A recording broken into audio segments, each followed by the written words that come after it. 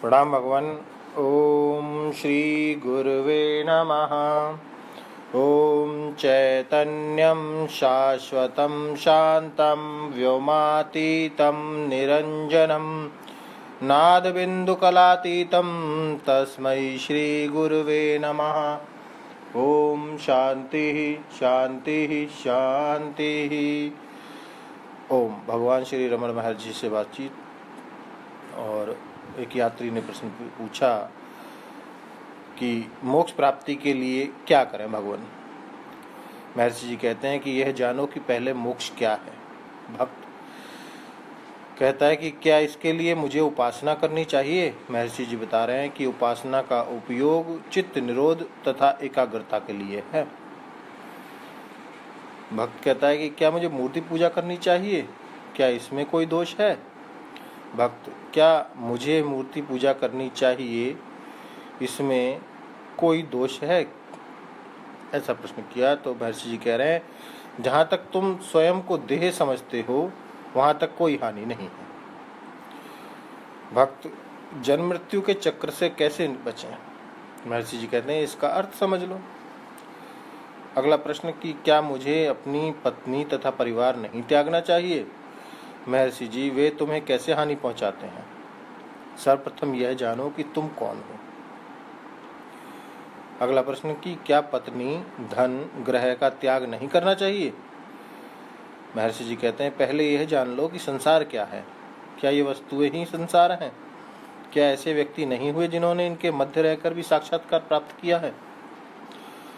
भक्त का अगला प्रश्न कि उसके लिए कौन सी व्यवहारिक साधनाएं करनी होती हैं। महर्षि जी यह साधक की योग्यता तथा स्वभाव पर निर्भर करता है। भक्त की मैं मूर्ति पूजा करता हूँ। महर्षि जी इसे करते रहो, इससे मन एकाग्र होने लगता है। पूर्ण एकाग्रता प्राप्त कर लो, सब कुछ ठीक हो जाएगा। लोग यह समझते हैं कि मोक्ष कहीं अन्यत्र है जिसे प्राप्त करना होगा, यह उनकी भूल है। मोक्ष केवल स्वयं में स्थित आत्मा को जान लेना है। चित्त एकाग्र करो और यह तुम्हें प्राप्त हो जाएगा। संसार अथवा जन्म मरण को तुम्हारा मन ही है। संसार अथवा जन्म मरण तो तुम्हारा मन ही है। भक्त का अगला प्रश्न मेरा चित्त बहुत चंचल है, मुझे क्या करना चाहिए। महर्षि जी कहते हैं किसी भी एक वस्तु पर एकाग्र हो जाओ और उस पर डटे रहने का प्रयास करो, सब कुछ ठीक हो जाएगा। भक्त का अगला प्रश्न है मुझे एकाग्र होना कठिन लगता है। महर्षि जी अभ्यास करते रहो, तदुपरांत एकाग्रता उसी प्रकार स्वाभाविक हो जाएगी जिस प्रकार की श्वास लेना, तब वह तुम्हारी सफलता का मुकुट होगा। भक्त क्या संयम तथा शुद्ध भोजन सहायक नहीं होंगे। महर्षि जी हाँ, यह सब उत्तम है। इसके उपरांत महर्षि एकाग्र होते हैं तथा मौन हो शून्य में दृष्टि को स्थिर करते हैं तथा प्रश्नकर्ता के समक्ष इस अभ्यास का प्रत्यक्ष उदाहरण प्रस्तुत करते हैं। भक्त का अगला प्रश्न क्या मुझे योग की आवश्यकता नहीं है। महर्षि जी यह केवल मन को एकाग्र करने के अतिरिक्त और क्या है। भक्त का अगला प्रश्न क्या एकाग्रता हेतु अन्य साधनों की आवश्यकता नहीं होती। महर्षि जी कहते हैं प्राणायाम आदि ऐसे साधन हैं। भक्त पूछता है कि क्या ईश्वर का दर्शन संभव नहीं है। महर्षि जी कह रहे हैं कि संभव है। तुम यह वह देखते हो, ईश्वर को क्यों नहीं देखते। केवल यह जान लेना आवश्यक है कि ईश्वर क्या है। ईश्वर को सर्वदा सब ही देख रहे हैं, परंतु वे उससे अनभिज्ञ हैं। तुम यह जान लो कि ईश्वर है क्या। मनुष्य उसे देखते हुए भी नहीं देखते हैं ईश्वर वे, क्योंकि वे ईश्वर को नहीं जानते हैं। भक्त का अगला प्रश्न है क्या मुझे मूर्ति पूजा करते समय मंत्र जाप उदाहरणार्थ कृष्ण एवं राम का जाप नहीं करना चाहिए।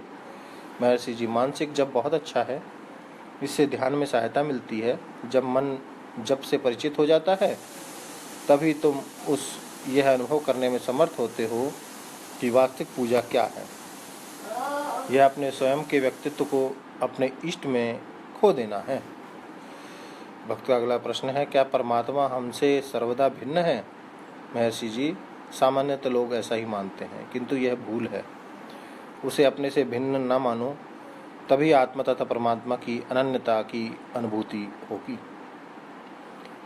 भक्त का अगला प्रश्न है कि क्या ईश्वर के अतिरिक्त गुरु द्वारा मार्गदर्शन आवश्यक नहीं?